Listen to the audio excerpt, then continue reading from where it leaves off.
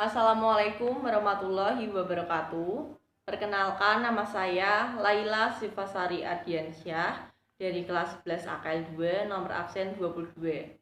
Di sini saya akan menjelaskan materi akuntansi yang sudah saya pelajari dari kelas 10 hingga kelas 11 ini. Pengertian akuntansi. Dipandang dari sudut fungsi dan kegunaannya, akuntansi merupakan aktivitas jasa yang menyediakan informasi penting untuk penilaian jalannya perusahaan. Dipandang dari sudut kegiatannya, akuntansi merupakan suatu proses meliputi identifikasi, pengukuran, dan penyampaian informasi ekonomis yang bersifat finansial. Tujuan akuntansi. 1. Menurut prinsip akuntansi Indonesia atau PAI. A.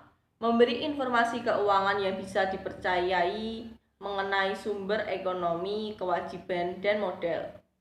B. Memberi informasi yang terpercaya tentang perubahan pada sumber ekonomi sebuah perusahaan yang muncul karena ada kegiatan usaha. C. Memberi informasi keuangan yang dapat membantu penggunanya dalam potensi mendapatkan laba. 2. Menurut Prabowo, tujuan akuntansi dapat dibagi menjadi A. Tujuan umum dan B. Tujuan kualitatif. Pihak-pihak yang membutuhkan informasi akuntansi. Akuntansi merupakan suatu sistem informasi yang menyediakan laporan untuk pihak-pihak yang berkepentingan dalam menilai kinerja dan kronologis ekonomi perusahaan. Yang pertama, pihak internal. A. Pemilik perusahaan atau pemegang saham. B. Pegawai atau karyawan. C. Manajer produksi. D. Manajer pemasaran. E. Berbagai pihak internal perusahaan lainnya. 2. Pihak eksternal. A. Kreditur. B. Investor atau calon investor. C. Pemerintah. D. Masyarakat. E. Pemasok. F. Pelanggan. Selanjutnya, saya akan menjelaskan mengenai jurnal umum. Pengertian jurnal umum dalam akuntansi. Pengertian jurnal umum adalah sebuah jurnal yang dipakai untuk mencatat semua jenis bukti transaksi keuangan yang muncul dari semua transaksi keuangan suatu perusahaan dalam periode tertentu. Secara etimologis, kata jurnal berasal dari bahasa Perancis, yaitu jour yang artinya hari. Jurnal umum ini digunakan untuk mencatat berbagai aktivitas transaksi keuangan secara kronologis sesuai tanggal dengan mencantumkan nama transaksi, kelompok akun, dan nominalnya pada kolom debit atau kredit. Jadi, pengertian jurnal umum secara singkat adalah sebuah jurnal yang dipakai untuk mencatat semua transaksi keuangan yang terjadi dalam periode tertentu untuk memudahkan pengelolaan keuangan baik bagi pihak internal maupun eksternal organisasi. Tujuan dibentuk jurnal umum.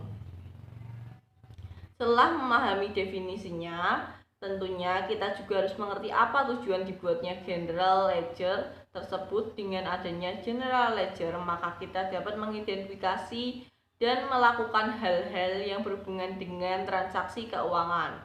Di antaranya, identifikasi terhadap transaksi yang terjadi, penilaian terhadap transaksi, pencatatan dampak ekonomi dari transaksi dalam perusahaan.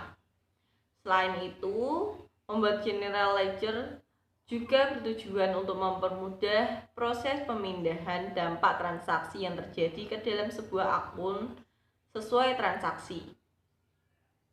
Prinsip dasar dalam membuat jurnal umum. Dalam akuntansi ada beberapa prinsip dasar yang harus diperhatikan dalam membuat jurnal umum. Di antaranya, proses identifikasi bukti transaksi keuangan yang terjadi pada suatu perusahaan. Misalnya, memo, kwitansi, nota, invoice, dan lain-lain. Menentukan akun yang mengalami pengaruh terhadap transaksi yang terjadi dan mengklarifikasinya dalam jenis utang, harta, atau modal. Menentukan apakah terjadi pengurangan atau penambahan terhadap akun yang berhubungan dengan transaksi. Memutuskan apakah melakukan kredit atau mendebit akun yang berhubungan dengan transaksi. Membuat catatan transaksi ke dalam general ledger berdasarkan bukti transaksi yang ada. Fungsi jurnal umum. Pada praktiknya, jurnal umum memiliki 5 fungsi penting bagi sebuah perusahaan, khususnya perusahaan jasa. 1. Fungsi historis. 2. Fungsi pencatatan. 3. Fungsi analisis. 4. Fungsi instruksi. Dan 5. Fungsi informatif. Selanjutnya, buku besar. Pengertian buku besar. Buku besar akuntansi merupakan suatu kumpulan akun-akun yang digunakan untuk meringkas sebuah transaksi yang telah dicatat dalam jurnal. Buku besar adalah sebuah buku yang berisi suatu kumpulan akun atau perkiraan. Akun tersebut dapat digunakan untuk mencatat secara terpisah aktiva, kewajiban, dan ekuitas. Akun-akun buku besar dapat digolongkan seperti berikut ini. Yang pertama, akun real adalah suatu akun-akun yang terdapat di dalam neraca, misalnya aktiva, hutang, kewajiban, dan modal. 2. Akun nominal adalah suatu akun-akun yang terdapat pada laporan laba rugi, misalnya pada akun pendapatan dan beban. Macam-macam buku besar. 1. Buku besar umum. 2. Buku besar pembantu. Buku besar pembantu dibagi menjadi 2 jenis. Buku besar pembantu piutang usaha dan buku besar pembantu utang. 3. Buku besar debitur. 4. Buku besar kreditor. Bentuk-bentuk buku besar. 1. Bentuk T. 2. Bentuk skontro. 3. Bentuk stafel. Bentuk stafel dibagi menjadi 2. Bentuk stafel berkolom saldo tunggal dan bentuk stafel berkolom saldo rangkap. Tujuan sistem buku besar umum. 1. Untuk dapat mencatat semua transaksi akuntansi secara akurat dan benar. 2. Untuk dapat memposting transaksi-transaksi ke akun yang tepat. 3. Untuk dapat menjaga keseimbangan debit dan kredit pada akun. 4. Untuk bisa mengakomodasi entry jurnal penyesuaian yang dibutuhkan. 5. Untuk dapat menghasilkan laporan keuangan yang dapat dipercaya dan tepat waktu untuk setiap periode akuntansi. Fungsi sistem buku besar umum.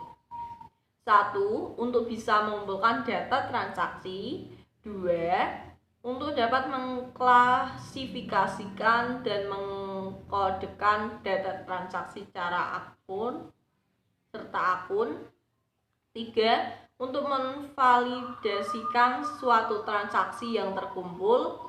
4. Untuk dapat memperbarui akun buku besar umum dan file transaksi. 5. Untuk dapat mencatat penyesuaian terhadap akun. 6. Untuk bisa mempersiapkan laporan keuangan. Sekian pemaparan materi yang sudah saya pelajari dari kelas 10 hingga kelas 11 ini. Kurang lebihnya mohon dimaafkan. Wassalamualaikum warahmatullahi wabarakatuh.